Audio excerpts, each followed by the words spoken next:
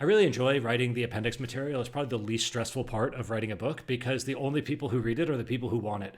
So you can be like, this is the super technical, geeky, hands-on thing, and you can just write that without any fear that it's going to be boring for the wrong type of person because the only people who read it are the people who want it.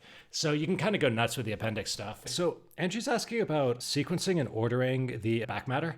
And in particular, like he has a business behind the book. Does he put the promotion into his business or does he put the reader resources? How do you order this back matter stuff? So unlike the rest of the book, almost no one reads the back matter from start to finish. It's assumed that back matter is sort of by default skippable. So to me, the challenge of the back matter, it's less about the ordering and it's more about signposting what's there so that people know what's coming up, so that they know whether it's worth looking for, especially on the ebook, the Kindle, because you kind of want the Kindle end of book pop-up to happen as soon as they reach the end of the main content, because that drives your reviews and therefore your social proof.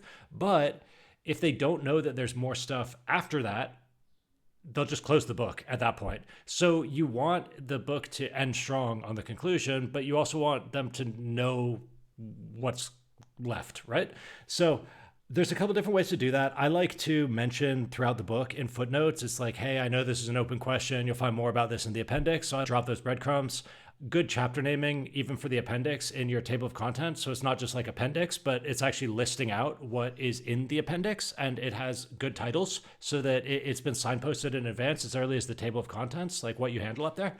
And then something else you can do is basically use the conclusion as an opportunity to act as a mini introduction for the back matter.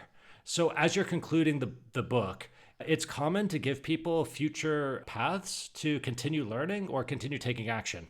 One of those is going to be to go to your website, build a relationship with you and your business and your products, and for them to keep learning and keep working with you, right?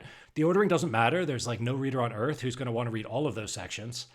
But I need to tell them they're there, right? So that's like something I'll try to drop in multiple places throughout the book, and then I'll trust that they find it. In terms of your first thing, it's like I'd say, yeah, mention your business. Like if that's the business goal for the book, like do that first.